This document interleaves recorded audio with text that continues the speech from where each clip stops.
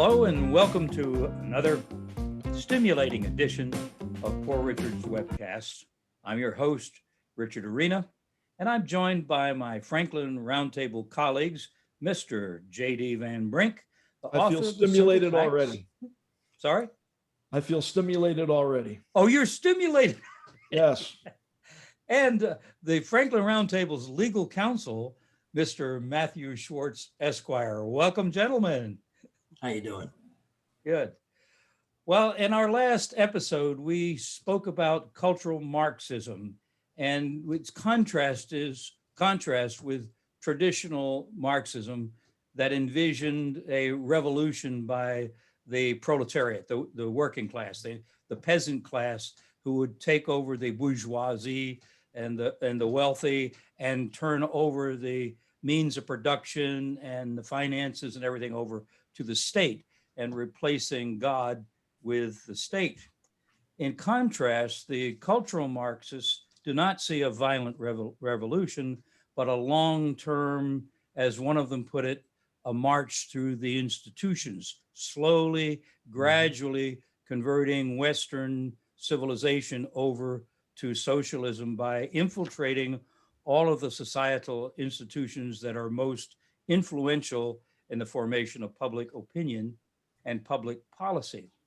In that regard, it's interesting that on the eve of his election, then candidate Barack Obama said the following: "We are 5 days away from the fundamental transformation of the United States." As if to clarify to some degree what her husband meant by that, in December of 2009, Michelle Obama, speaking in Puerto Rico, said the following: "Barack knows that we're going to have to make sacrifices. We're going to have to change our conversation. We're going to have to change our traditions, our history. We're going to have to move to a different place as a nation." And indeed, we are moving to a different place as a nation, and very rapidly. One of the things that you mentioned last time, Matthew, was the attack upon America's financial institutions. The cultural Marxists want to weaken our financial institution. Can you give us a little more explanation about that?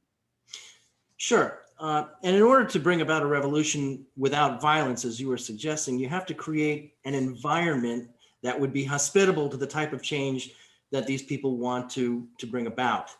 And that could be done in part by deteriorating the US financial infrastructure. Now, there was a plan that goes back to the 1960s, and I'm not saying that every cultural Marxist that's around today is following this plan by the book, but there is a general strategy, a tactic, if you will, to overload the US financial system.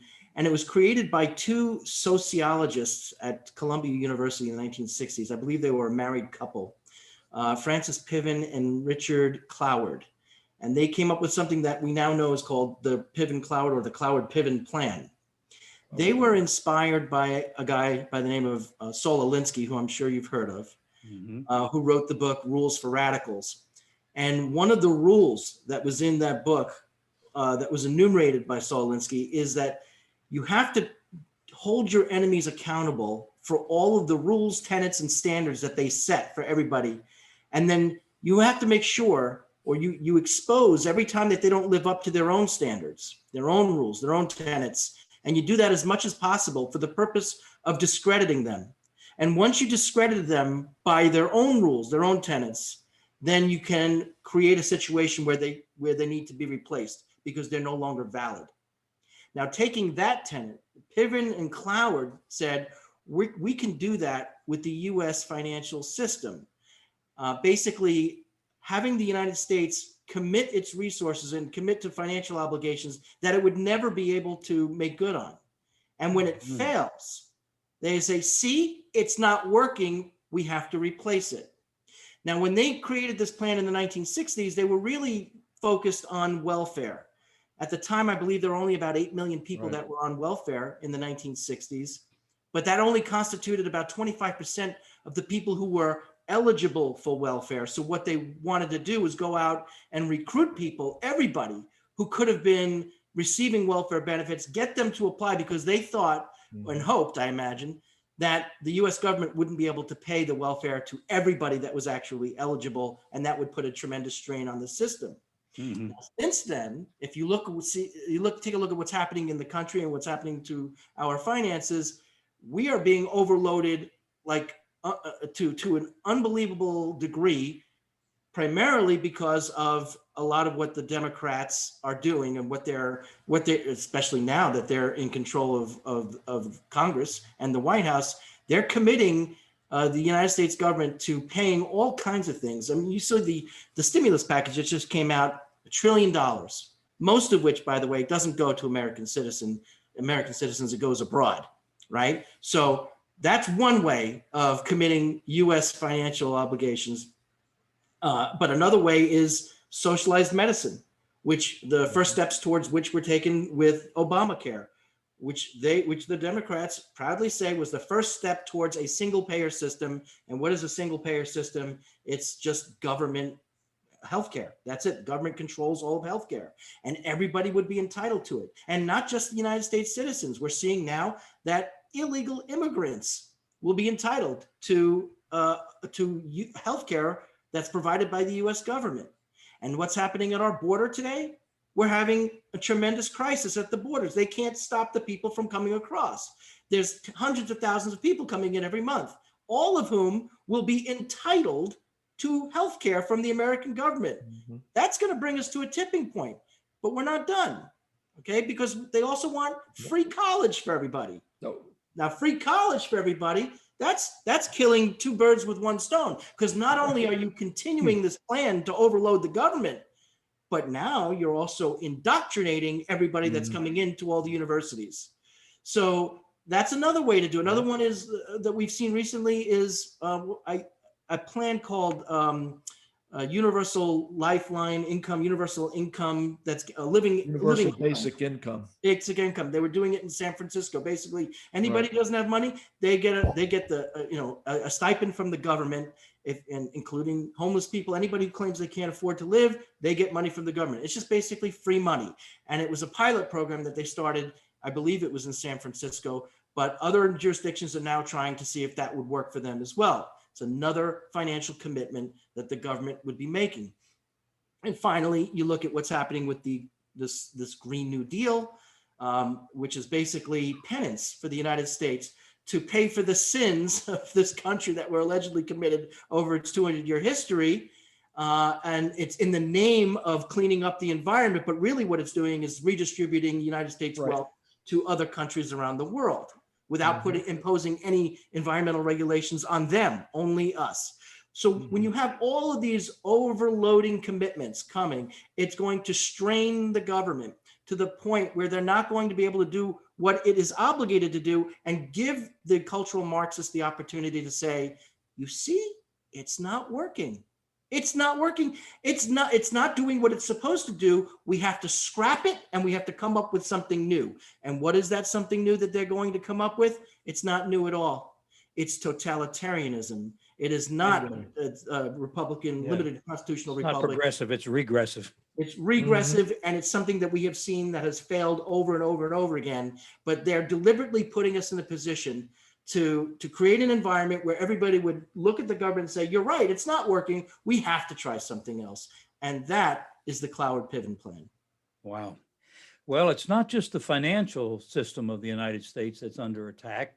We also have other aspects of our culture. I just noticed today where I read in the city of Minneapolis, a dinner theater up there canceled a production of Cinderella. Did you all read about that? No. Yes. And do you know why?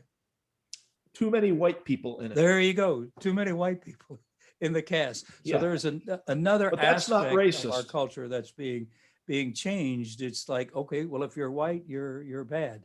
So JD, you also mentioned a number of aspects in which cultural Marxism is attacking our fundamentals in America.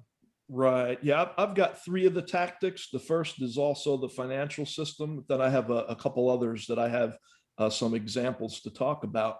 Regarding the financial system, I wanted to talk about modern monetary theory. We can just call it MMT for short. And that's a very controversial macroeconomic theory. Both mainstream Keynesian economics and MMT agree that government fiat currency is a public monopoly. And of course, that means that nothing else can compete with the fiat currency as a form of money. But the mainstream Keynesian economic view is that government uses taxes and debt issuance like bonds or treasury bills to pay for spending, whereas MMT says it's exactly the reverse, and I'll explain that.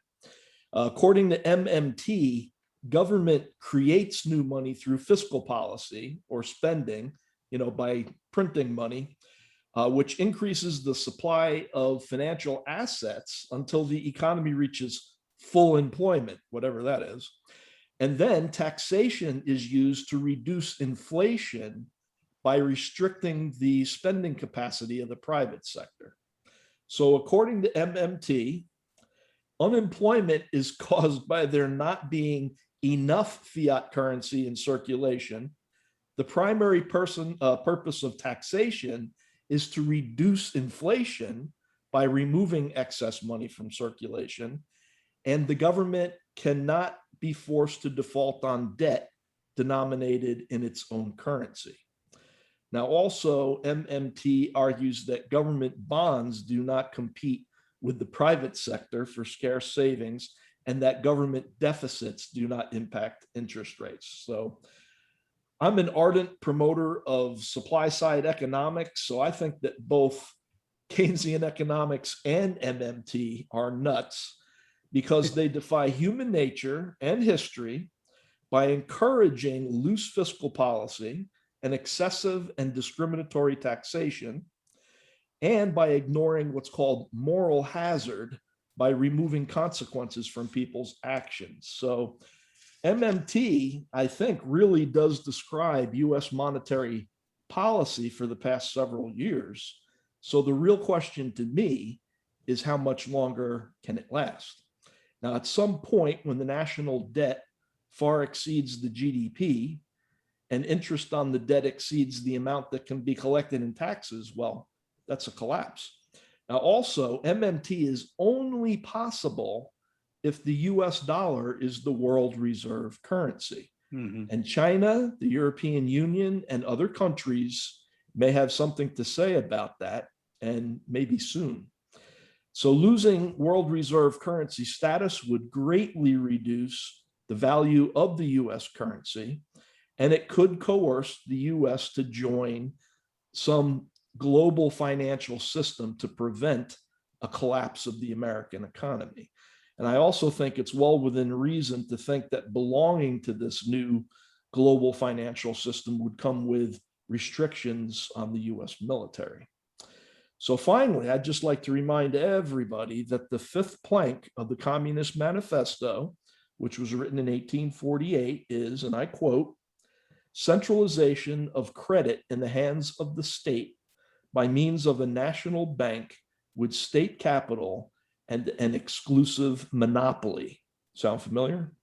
Mm-hmm. It certainly does. So that's the financial system. Now, I thought I'd also talk about rewriting history to inspire hatred of the United States. So I wanted to talk about the 1619 Project, which was published by the New York Times. And it's an example of how history is being written with an agenda to influence people, especially young people, to view the United States and capitalism as being fundamentally flawed due to its association with slavery.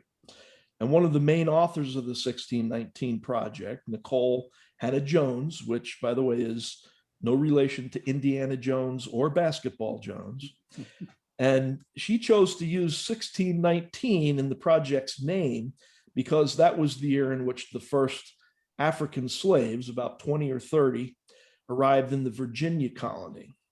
Now, the implication is that 1619 was when American history began, even though slavery had existed throughout human history including in the Americas prior to European colonization. So the 1619 Project promotes the contributions of Black Americans, which is both accurate and has been broadly welcomed by many leading historians. But it also not only ignores, but reframes as white supremacist the motivations of those non-Black Americans who fought against slavery, including even Abraham Lincoln. So rather than promoting unity through shared principles and purposes, this narrative further divides Americans, which of course is another tactic of cultural Marxism. So I just also wanted to say that based on my ancestry, I was thinking about starting a new organization called Dutch, German, Jewish, English, Irish, Mohawk, Indian Lives Matter. But I realized that probably only my older brother and I would qualify. So, you know, what's the point? That's exactly why you do it. So then the third thing I wanted to talk about was indoctrination of US citizens with far left ideas and values. An example of that is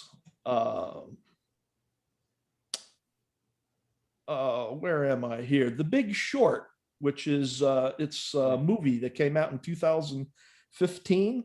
And the movie was both a financial and a critical success, and it accurately described how subprime loans were embedded within mortgage-backed securities, which led to the collapse of the housing market and interest rates on and the collapse of the housing market when interest rates on adjustable rate mortgages rose in the second quarter of 2007. So these credit default swaps were created to allow investors to bet against or short the mortgage-backed securities, and hence the title, The Big Short. So I did a lot of research on this film, and I found that it was considered to be, by most people, about 90% accurate. In fact, some people even thought it was, you know, almost a documentary. And the overriding theme of the movie was that corporate greed by mortgage lenders combined with corrupted and or incompetent credit rating agencies caused the problem. However, the movie just totally ignores the root cause of the problem, which was federal government policy. So Congress had created Fannie Mae in 1938 and Freddie Mac in 1970. And these organizations buy mortgages from lenders, and that allows the lenders to make more loans. Fannie Mae and Freddie Mac either hold those mortgages in their portfolios or they package them into those mortgage-backed securities that are sold to investors, right? So leading up to 2007, government oversight of the credit rating agencies was lax, and other government agencies, in an effort to promote social justice, and I always like to say whatever the hell that is, that coerced banks into making loans to people who couldn't afford to repay them. So many of those loans were then sold to Fannie Mae and Freddie Mac, and then more bad loans were made, and on and on. So, you know, the movie blames the Great Recession on capitalist greed and corruption and ignores the federal government's role in creating the conditions that made it all possible. Fascinating. Fascinating. Well, gentlemen, that is a pretty good indication of how effective the cultural Marxists have been since they really came into the United States in full force during World War II. And many of them landed, as you know, at Columbia University and spread out from there. I guess in our next episode, we'll take up one more round on cultural Marxism. Do you all have any closing remarks? Matthew, anything from you? No, I have nothing to add except that there are so many other movies that do exactly what JD was saying The Big Short did, where they cast blame on greedy capitalists and people who are basically captains of industry, people who produce, people who create things. They are the fault. They are the reason why things go bad, when that couldn't be further from the truth. The capitalist is always cast as the villain, and the people, whether it's somebody who's supposedly fighting for social justice, or a minority, or somebody who's trying to share the wealth, is going to be framed as the protagonist. It's Right. a common theme through Hollywood. It's been that way for at least 50 years, and it only gets worse over time. Well, anything that's traditional, any traditional American value. A good example might be the father figure. For years and Right. years, the father figure was, the father knows best kind of thing. Well, now, of course, the father is always portrayed as the boob, right? And so on it goes. JD, do you have any closing remarks? Well, yeah, I'd like to offer some solutions. We always Okay. like to offer solutions when we're talking about problems, right? So the first thing is I thought I'd recommend that we become debt-free as soon as possible as individuals. And right now, mortgage interest rates are low, so it makes sense to refinance a mortgage and get some cash back to pay off other debt that's at a higher interest rate, such as credit card debt.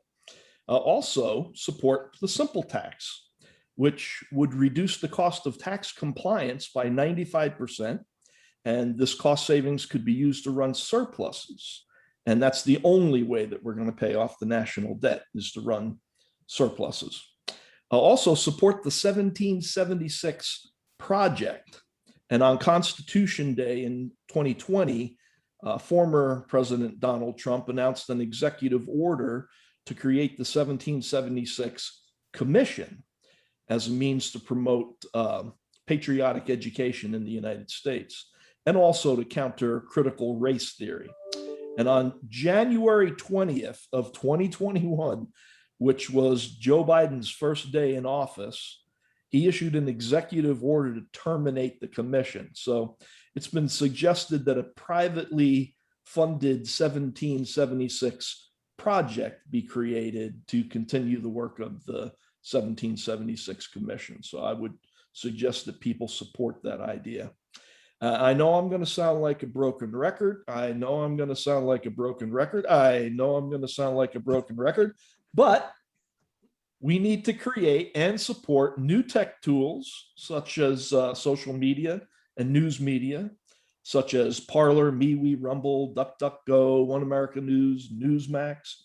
And former President Trump recently announced that he is starting a new social media platform in the next 2 to 3 months. And that should be very interesting.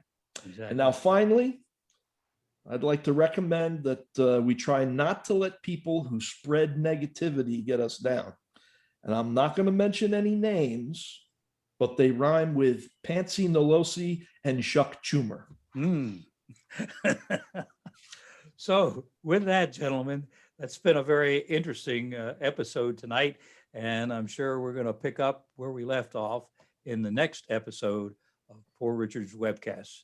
Good evening. And by the way, I just wanted to say that when I lost my place earlier, I was just doing my Joe Biden imitation. I thought of that very thing, JD. Yes. Come on, man. Come on, man. Good night, Joe. Here's the deal. Take care, guys. Okay. I'm stopping the video if I can find where the video thing is. No, you can cut it later.